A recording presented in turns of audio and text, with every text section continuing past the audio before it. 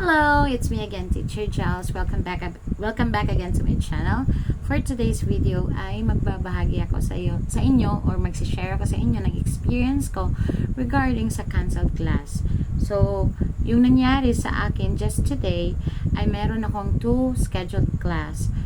Merong sa 8 to 8:30 and then 8:30 to 9. So, yung nangyari is no show up yung 8 to 8:30 ko. At saka, you have to stay. Remember, pag nasa nag-ongoing na yung time sa loob ng Puffish class, dapat i-consume mo yan kahit wala yung bata. So, you have to leave the class, especially if regular student, you have to leave the class within 25 minutes. So, ano po ba yung Teacher Giles, ano po ba yung dapat na gawin namin para may mapaglibangan kami during sa pag-aantay ng 25 minutes? Example, no show up yung student nyo. So, yung 25 minutes mo is unlimited. Yung 25 minute mo is dapat magstay ka. So, based on my experience, ano yung ginagawa ko is nagbabasa-basa ako ng libro, and at the same time nagsusulat-sulat ako. And if you want to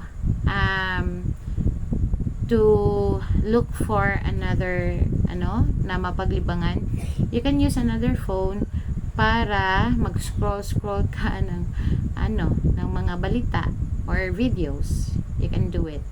So within that 25 minute, may posibilidad pa rin na pumasok yung student. Siguro malilate lang or di kaya ay meron lang ginagawa tapos katatapos lang.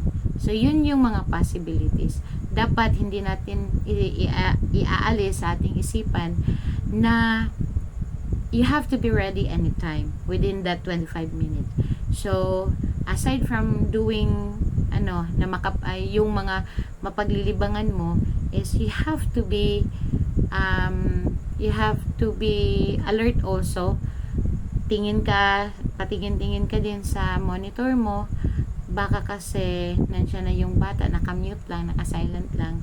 So you have to be you have to be prepared anytime. Tapos yung ang pangalawang student ko is nag-show up siya. He's a boy. Nag-show up siya mga around 2 minutes. At yung duration niya is within 2 minutes lang. So, sabi niya, sorry teacher, I am late. But teacher, I cannot attend our class. Sabi ko pa nga, kasi sabi niya, yung pagkasabi niya is, teacher, I cannot attend our class anymore. So, yung pagkasabi niyang yun, napatanong ako, why? Sabi ko, kasi yung nasa isip ko is, he will cancel all my advance bookings kasi anymore. Akala ko hindi niya na ako gusto. So, yung pagkasabi niya is, yung pagtanong ko sa kanya na, why? Sabi niya, teacher, my cell phone is low bat. I am about to off now. Yung sabi niya. So, pagkasabi niyang yon, parang gumaan yung loob ko. Hindi pala. Wrong yung info na nasa utak ko. So, yun, yung pagkasabi ko nun, sinabihan ko siya na, okay, it's okay, we can have our lesson next time or maybe tomorrow. But, remember, pag nag-show up yung bata or yung student, it is considered as a class hour. So, you have to be there within 25 minutes and then after that, you can leave. Pero, yung count nun is a class. It's a regular class and a regular payment. So, okay yun. Isang magandang balita. Yun yung nangyari ko ngayon. Yun yung nangyari ko kanina lang. Mga around 10 minutes. So, I was surprised because he told me that he cannot attend our class. So, yung tingin ko, yung bata nasa park, or di kaya nasa park sila ng parents niya, meron silang tinatawag na family time. Siguro, kasi yung nakikita ko is outdoor yun. Tapos, we usually have our class, siya nasa room niya at ako nandito sa Puffish room ko.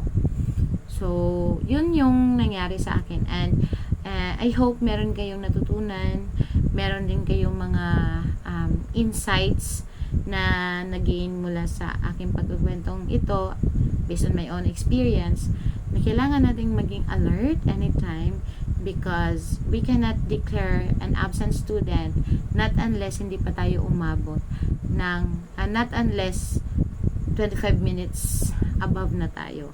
So, we can tell na absent yung bata kung mga 25 minutes or 26 minutes na. So, we can leave the room na. But, if nasa 15 minutes pa lang tayo, may possibility pa rin na mag-show up yung students. So, you have to be prepared always.